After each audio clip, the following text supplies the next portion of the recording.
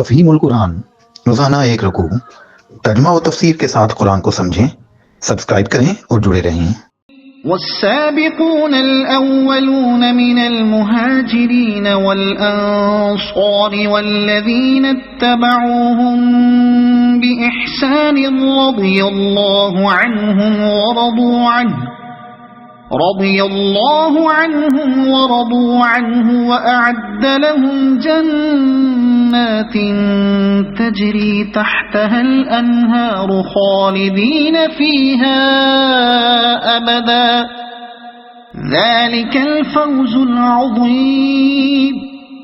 وہ مہاجر و انصار جنہوں نے سب سے پہلے دعوت ایمان پر لبیک کہنے میں سبقت کی، نیز وہ جو بعد میں راست بازی کے ساتھ ان کے پیچھے آئے، اللہ ان سے راضی ہوا اور وہ اللہ سے راضی ہوئے۔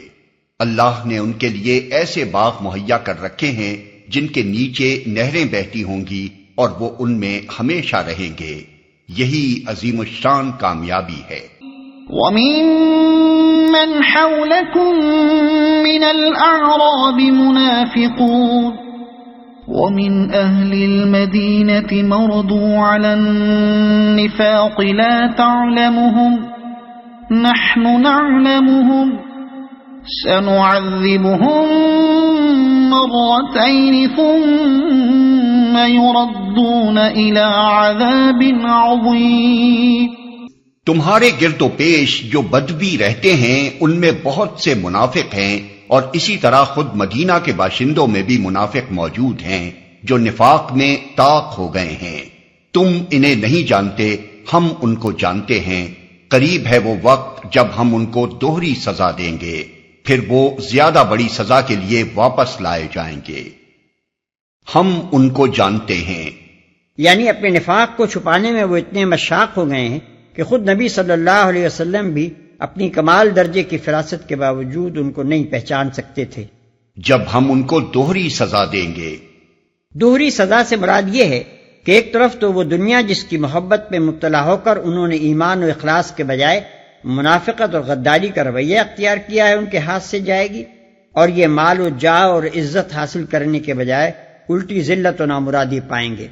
دوسری طرف جس مشن کو یہ ناکام دیکھنا اور اپنی چال بازیوں سے ناکام کرنا چاہتے ہیں، وہ ان کی خواہشوں اور کوششوں کے علی الرغم ان کی آنکھوں کے سامنے فروغ پائے گا۔ وَآخَرُونَ اعْتَرَفُوا بِذُنُوبِهِمْ خَلَطُوا عَمَلًا صَالِحًا وَآخَرَ سَيِّئًا عَسَى اللَّهُ أَن يَتُوبَ عَلَيْهِمْ إِنَّ اللَّهَ غَفُورٌ رَّحِيمٌ۔ خذ من أموالهم صدقة تطهرهم وتزكيهم بها وصل عليهم إن صلاتك سكن لهم والله سميع عليم۔ کچھ اور لوگ ہیں جنہوں نے اپنے قصوروں کا اعتراف کر لیا ہے، ان کا عمل مخلوط ہے، کچھ نیک ہے اور کچھ بد۔ بعید نہیں کہ اللہ ان پر پھر مہربان ہو جائے، کیونکہ وہ درگزر کرنے والا اور رحم فرمانے والا ہے۔ اے نبی، تم ان کے اموال میں سے صدقہ لے کر انہیں پاک کرو اور نیکی کی راہ میں انہیں بڑھاؤ، اور ان کے حق میں دعائے رحمت کرو، کیونکہ تمہاری دعا ان کے لیے وجہ تسکین ہوگی۔ اللہ سب کچھ سنتا اور جانتا ہے۔ أَلَمْ يَعْلَمُوا أَنَّ اللَّهَ هُوَ يَقْبَلُ التَّوْبَةَ عَنْ عِبَادِهِ وَيَأْخُذُ الصَّدَقَاتِ وَأَنَّ اللَّهَ هُوَ التَّوَّابُ الرَّحِيمُ۔ وَقُلِ اعْمَلُوا فَسَيَرَى اللَّهُ عَمَلَكُمْ وَرَسُولُهُ وَالْمُؤْمِنُونَ وَسَتُرَدُّونَ إِلَى عَالِمِ الْغَيْبِ وَالشَّهَادَةِ فَيُنَبِّئُكُم بِمَا كُنتُمْ تَعْمَلُونَ۔ کیا ان لوگوں کو معلوم نہیں ہے کہ وہ اللہ ہی ہے جو اپنے بندوں کی توبہ قبول کرتا ہے اور ان کی خیرات کو قبولیت عطا فرماتا ہے، اور یہ کہ اللہ بہت معاف کرنے والا اور رحیم ہے۔ اور اے نبی ان لوگوں سے کہہ دو کہ تم عمل کرو، اللہ اور اس کا رسول اور مومنین سب دیکھیں گے کہ تمہارا طرز عمل اب کیا رہتا ہے، پھر تم اس کی طرف پلٹائے جاؤ گے جو کھلے اور چھپے سب کو جانتا ہے، اور وہ تمہیں بتا دے گا کہ تم کیا کرتے رہے ہو۔ سب دیکھیں گے کہ تمہارا طرز عمل اب کیا رہتا ہے۔ یہاں جھوٹے مدعی ایمان اور گناہگار مومن کا فرق صاف صاف واضح کر دیا گیا ہے۔ جو شخص ایمان کا دعویٰ کرتا ہے مگر فی الواقع خدا اور اس کے دین اور جماعت مومنین کے ساتھ کوئی خلوص نہیں رکھتا، اس کے عدم اخلاص کا ثبوت اگر اس کے طرز عمل سے مل جائے تو اس کے ساتھ سختی کا برتاؤ کیا جائے گا۔ خدا کی راہ میں صرف کرنے کے لیے وہ کوئی مال پیش کرے تو اسے رد کر دیا جائے گا۔ مر جائے تو نہ مسلمان اس کی نماز جنازہ پڑھیں گے اور نہ کوئی مومن اس کے لیے دعائے مغفرت کرے گا، چاہے وہ اس کا باپ یا بھائی ہی کیوں نہ ہو۔ بخلاف اس کے جو شخص مومن ہو اور اس سے کوئی غیر مخلصانہ طرز عمل سرزد ہو جائے، وہ اگر اپنے قصور کا اعتراف کر لے تو اس کو معاف بھی کیا جائے گا، اس کے صدقات بھی قبول کیے جائیں گے اور اس کے لیے دعائے رحمت بھی کی جائے گی۔ اب رہی یہ بات کہ کسی شخص کو غیر مخلصانہ طرز عمل کے صدور کے باوجود منافق کے بجائے محض گناہ گار مومن سمجھا جائے گا تو یہ 3 معیاروں سے پرکھی جائے گی جن کی طرف ان آیات میں اشارہ کیا گیا ہے۔ 1،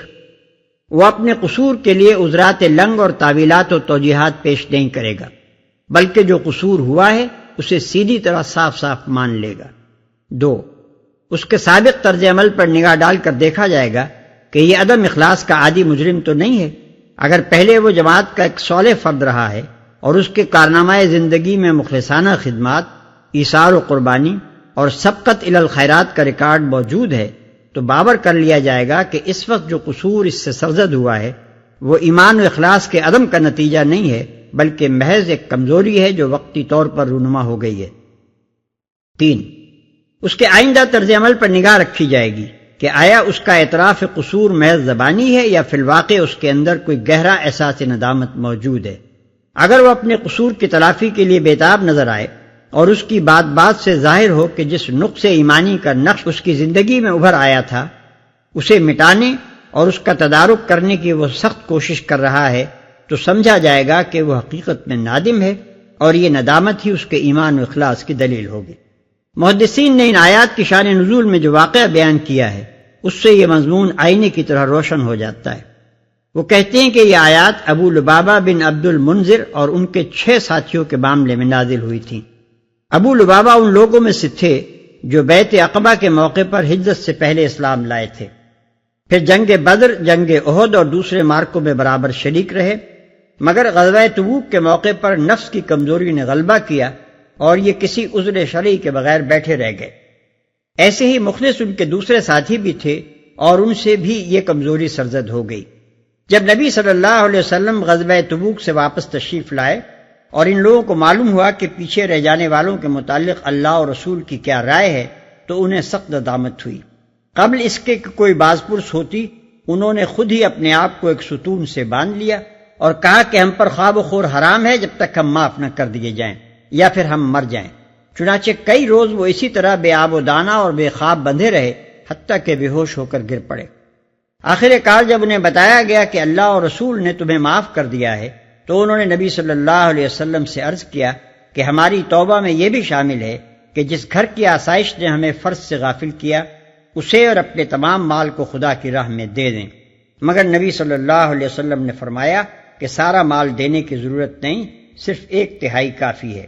چنانچہ وہ انہوں نے اسی وقت فی سبیل اللہ وقف کر دیا۔ اس قصے پر غور کرنے سے صاف معلوم ہو جاتا ہے کہ خدا کے ہاں معافی کس قسم کی کمزوریوں کے لیے ہے۔ یہ سب حضرات عادی غیر مخلص نہ تھے بلکہ ان کا پچھلا کارنامہ زندگی ان کے اخلاص ایمانی پر دلیل تھا۔ ان میں سے کسی نے عذرات نہیں تراشے بلکہ اپنے قصور کو خود ہی قصور مان لیا۔ انہوں نے اعتراف قصور کے ساتھ اپنے طرز عمل سے ثابت کر دیا کہ وہ واقعی نہایت نادم اور اپنے اس گناہ کی تلافی کے لیے سخت بے چین ہیں۔ اس سلسلے میں ایک اور مفید نقطے پر بھی نگاہ رہنی چاہیے جو ان آیات میں ارشاد ہوا ہے، وہ یہ کہ گناہوں کی تلافی کے لیے زبان اور قلب کی توبہ کے ساتھ ساتھ عملی توبہ بھی ہونی چاہیے، اور عملی توبہ کی ایک شکل یہ ہے کہ آدمی خدا کی راہ میں مال خیرات کرے۔ اس طرح وہ گندگی جو نفس میں پرورش پا رہی تھی اور جس کی بدولت آدمی سے گناہ کا صدور ہوا تھا دور ہو جاتی ہے اور خیر کی طرف پلٹنے کی استعداد بڑھتی ہے۔ گناہ کرنے کے بعد اس کا اعتراف کرنا ایسا ہے جیسے ایک آدمی جو گڑھے میں گر گیا تھا اپنے گرنے کو خود محسوس کرے، پھر اس کا اپنے گناہ پر شرمسار ہونا یہ معنی رکھتا ہے کہ وہ اس گڑھے کو اپنے لیے نہایت بری جائے قرار سمجھتا ہے اور اپنی اس حالت سے سخت تکلیف میں ہے۔ پھر اس کا صدقہ و خیرات اور دوسری نیکیوں سے اس کی تلافی کی سعی کرنا گویا گڑھے سے نکلنے کے لیے ہاتھ پاؤں مارنا ہے۔ اور وہ تمہیں بتا دے گا کہ تم کیا کرتے رہے ہو۔ مطلب یہ ہے کہ آخر کار معاملہ اس خدا کے ساتھ ہے جس سے کوئی چیز چھپ نہیں سکتی۔ اس لیے بالفرض اگر کوئی شخص دنیا میں اپنے نفاق کو چھپانے میں کامیاب ہو جائے اور انسان جن جن معیاروں پر کسی کے اخلاص و ایمان کو پرکھ سکتے ہیں ان سب پر بھی پورا اتر جائے تو یہ نہ سمجھنا چاہیے کہ وہ نفاق کی سزا پانے سے بچ نکلا ہے۔ وآخرون مرجون لأمر الله إما يعذبهم وإما يتوب عليهم والله عليم حكيم۔ کچھ دوسرے لوگ ہیں جن کا معاملہ ابھی خدا کے حکم پر ٹھہرا ہوا ہے، چاہے انہیں سزا دے اور چاہے ان پر اثر نو مہربان ہو جائے۔ اللہ سب کچھ جانتا ہے اور حکیم و دانا ہے۔ یہ لوگ ایسے تھے جن کا معاملہ مشکوک تھا، نہ ان کے منافق ہونے کا فیصلہ کیا جا سکتا تھا نہ گناہگار مومن ہونے کا۔ ان دونوں چیزوں کی علامات ابھی پوری طرح نہ ابھری تھیں، اس لیے اللہ تعالیٰ نے ان کے معاملے کو ملتوی رکھا، نہ اس معنی میں کہ فی الواقع خدا کے سامنے معاملہ مشکوک تھا، بلکہ اس معنی میں کہ مسلمانوں کو کسی شخص یا گروہ کے معاملے میں اپنا طرز عمل اس وقت تک متعین نہ کرنا چاہیے جب تک اس کی پوزیشن ایسی علامات سے واضح نہ ہو جائے جو علم غیب سے نہیں بلکہ حس اور عقل سے جانچی جا سکتی ہوں۔ والذین اتخذوا مسجدا ضرارا وكفرا وتفریقا بین المؤمنین وإرصادا لمن حارب اللہ ورسوله من قبل وَلَيَحْلِفُنَّ إِنْ أَرَدْنَا إِلَّا الْحُسْنَى وَاللَّهُ يَشْهَدُ إِنَّهُمْ لَكَاذِبُونَ۔ کچھ اور لوگ ہیں جنہوں نے ایک مسجد بنائی اس غرض کے لیے کہ دعوت حق کو نقصان پہنچائیں اور خدا کی بندگی کرنے کے بجائے کفر کریں اور اہل ایمان میں پھوٹ ڈالیں اور اس بظاہر عبادت گاہ کو اس شخص کے لیے کمین گاہ بنائیں جو اس سے پہلے خدا اور اس کے رسول کے خلاف برسرے پیکار ہو چکا ہے۔ وہ ضرور قسمیں کھا کھا کر کہیں گے کہ ہمارا ارادہ تو بھلائی کے سوا کسی دوسری چیز کا نہ تھا، مگر اللہ گواہ ہے کہ وہ قطعی جھوٹے ہیں۔ لا تقم فيه أبدا لمسجد أسس على التقوى من أول يوم أحق أن تقوم فيه رجال يحبون أن يتطهروا والله يحب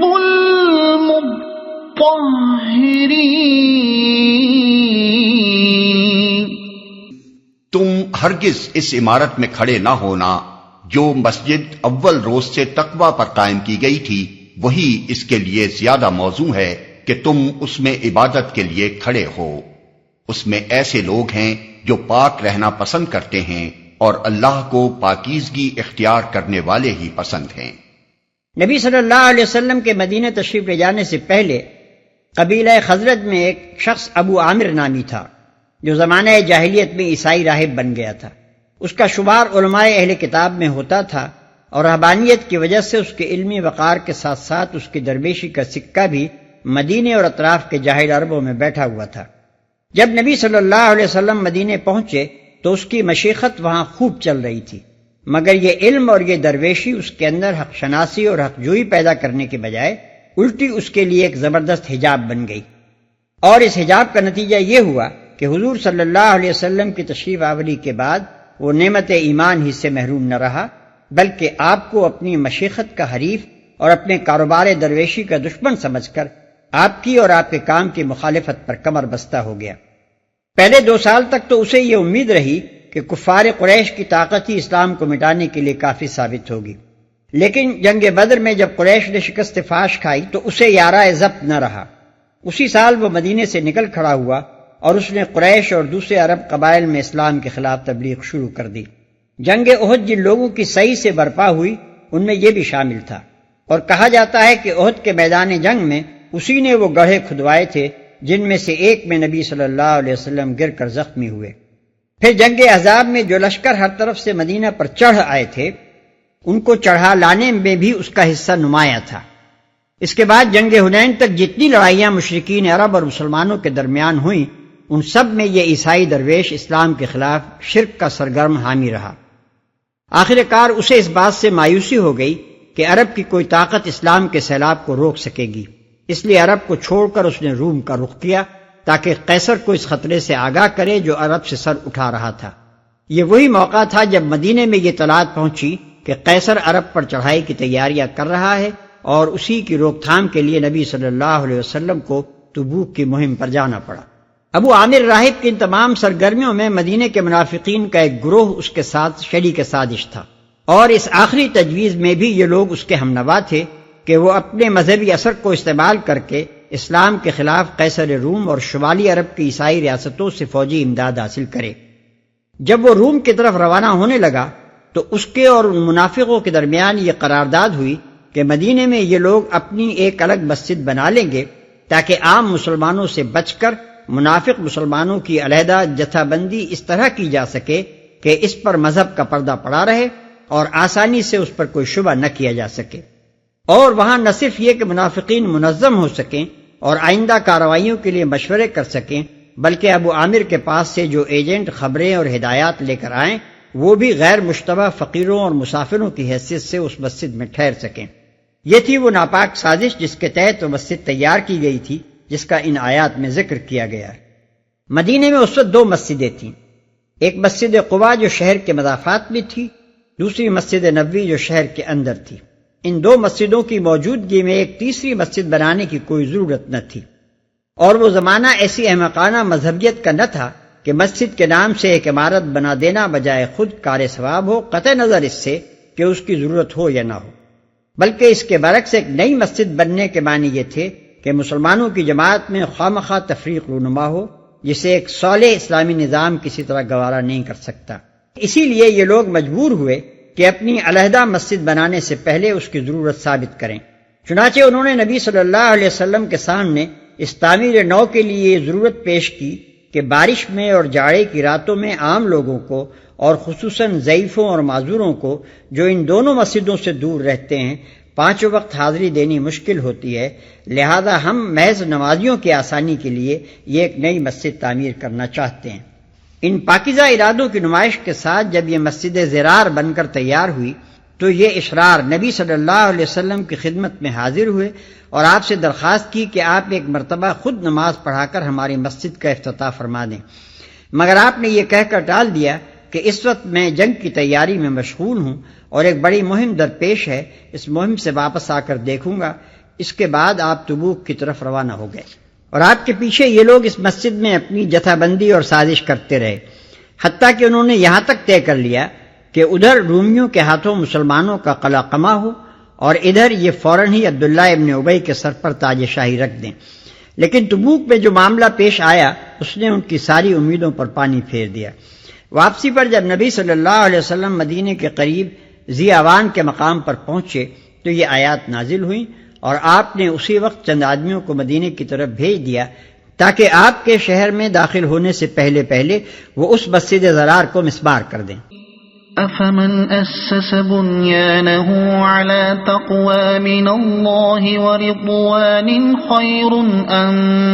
من أسس بنيانه على شفا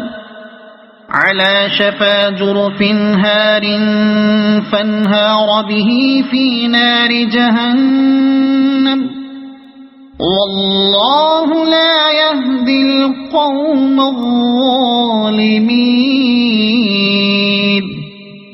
پھر تمہارا کیا خیال ہے کہ بہتر انسان وہ ہے جس نے اپنی عمارت کی بنیاد خدا کے خوف اور اس کی رضا کی طلب پر رکھی ہو، یا وہ جس نے اپنی عمارت ایک وادی کی کھوکھلی بے ثبات کگر پر اٹھائی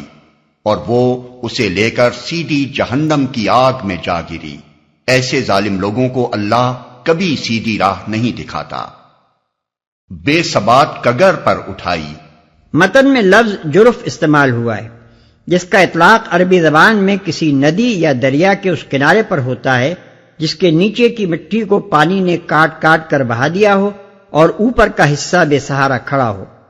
جو لوگ اپنے عمل کی بنیاد خدا سے بے خوفی اور اس کی رضا سے بے نیازی پر رکھتے ہیں، ان کی تعمیر حیات کو یہاں اس عمارت سے تشبیہ دی گئی ہے جو ایسے ایک کھوکھلے بے ثبات کنارے دریا پر اٹھائی گئی ہو۔ یہ ایک بے نظیر تشبیہ ہے جس سے زیادہ بہتر طریقے سے اس صورتحال کی نقشہ کشی نہیں کی جا سکتی۔ اس کی پوری معنویت ذہن نشین کرنے کے لیے یوں سمجھیے کہ دنیاوی زندگی کی وہ ظاہری سطح جس پر مومن، منافق، کافر، صالح، فاجر، غرض تمام انسان کام کرتے ہیں، مٹی کی اس اوپری تہ کی مانند ہے جس پر دنیا میں ساری عمارتیں بنائی جاتی ہیں۔ یہ تہ اپنے اندر خود کوئی پائیداری نہیں رکھتی، بلکہ اس کی پائیداری کا انحصار اس پر ہے کہ اس کے نیچے ٹھوس زمین موجود ہو۔ اگر کوئی تہ ایسی ہو جس کے نیچے کی زمین کسی چیز مثلاً دریا کے پانی سے کٹ چکی ہو، تو جو ناواقف انسان اس کی ظاہری حالت سے دھوکہ کھا کر اس پر اپنا مکان بنائے گا، اسے وہ اس کے مکان سمیت لے بیٹھے گی، اور وہ نہ صرف خود ہلاک ہوگا بلکہ اس ناپائیدار بنیاد پر اعتماد کر کے اپنا جو کچھ سرمایہ زندگی وہ اس عمارت میں جمع کرے گا وہ بھی برباد ہو جائے گا۔ بالکل اسی مثال کے مطابق حیات دنیا کی وہ ظاہری سطح بھی جس پر ہم سب اپنے کارنامۂ زندگی کی عمارت اٹھاتے ہیں، بجائے خود کوئی ثبات و قرار نہیں رکھتی، بلکہ اس کی مضبوطی و پائیداری کا انحصار اس پر ہے کہ اس کے نیچے خدا کے خوف، اس کے حضور جواب دہی کے احساس اور اس کی مرضی کے اتباع کی ٹھوس چٹان موجود ہو۔ جو نادان آدمی محض حیات دنیا کے ظاہری پہلو پر اعتماد کر لیتا ہے اور دنیا میں خدا سے بے خوف اور اس کی رضا سے بے پرواہ ہو کر کام کرتا ہے، وہ دراصل خود اپنی تعمیر زندگی کے نیچے سے اس کی بنیادوں کو کھوکھلا کر دیتا ہے، اور اس کا آخری انجام اس کے سوا کچھ نہیں کہ یہ بے بنیاد سطح جس پر اس نے اپنی عمر بھر کا سرمایہ عمل جمع کیا ہے، ایک دن یکایک گر جائے اور اسے اس کے پورے سرمایہ سمیت لے بیٹھے۔ ایسے ظالم لوگوں کو اللہ کبھی سیدھی راہ نہیں دکھاتا۔ سیدھی راہ یعنی وہ راہ جس سے انسان بامراد ہوتا اور حقیقی کامیابی کی منزل پر پہنچتا ہے۔ لا يزال بنيانهم الذي بنوا ريبة في قلوبهم إلا أن تقطع قلوبهم والله عليم حكيم۔ یہ عمارت جو انہوں نے بنائی ہے ہمیشہ ان کے دلوں میں بے یقینی کی جڑ بنی رہے گی، جس کے نکلنے کی اب کوئی صورت نہیں بجز اس کے کہ ان کے دل ہی پارا پارا ہو جائیں۔ اللہ نہایت باخبر اور حکیم و دانا ہے۔ ان کے دل ہی پارا پارا ہو جائیں، یعنی ان لوگوں نے منافقانہ مکر و دغا کے اتنے بڑے جرم کا ارتکاب کر کے اپنے دلوں کو ہمیشہ ہمیشہ کے لیے ایمان کی صلاحیت سے محروم کر لیا ہے، اور بے ایمانی کا روگ اس طرح ان کے دلوں کے ریشے ریشے میں پیوست ہو گیا ہے کہ جب تک ان کے دل باقی ہیں یہ روگ بھی ان میں موجود رہے گا۔ خدا سے کفر کرنے کے لیے جو شخص علانیہ بت خانہ بنائے یا اس کے دین سے لڑنے کے لیے کھلم کھلا مورچے اور دمدمے تیار کرے، اس کی ہدایت تو کسی نہ کسی وقت ممکن ہے، کیونکہ اس کے اندر راست بازی، اخلاص اور اخلاقی جرت کا وہ جوہر تو بنیادی طور پر محفوظ رہتا ہے جو حق پرستی کے لیے بھی اسی طرح کام آ سکتا ہے جس طرح باطل پرستی کے کام آتا ہے۔ لیکن جو بزدل، جھوٹا اور مکار انسان کفر کے لیے مسجد بنائے اور خدا کے دین سے لڑنے کے لیے خدا پرستی کا پرفریب لبادہ اوڑھے، اس کی سیرت کو تو نفاق کی دیمک کھا چکی ہوتی ہے، اس میں یہ طاقت ہی کہاں باقی رہ سکتی ہے کہ مخلصانہ ایمان کا بوجھ سہار سکے۔ اگر آپ کو یہ ویڈیو پسند آئی ہو تو اسے لائک کریں، دوسروں تک پہنچانے کے لیے شیئر کریں، اور مزید ایسی ہی معلوماتی ویڈیوز کے لیے ہمارے چینل عبد المالک ہاشمی کو سبسکرائب ضرور کریں۔ نئی اپڈیٹس کے لیے بیل آئیکن دبائیں تاکہ آپ کو ہماری ہر نئی ویڈیو بر وقت مل سکے۔ آپ کی حوصلہ افزائی ہمیں مزید بہترین مواد بنانے میں مدد دے گی۔ شکریہ۔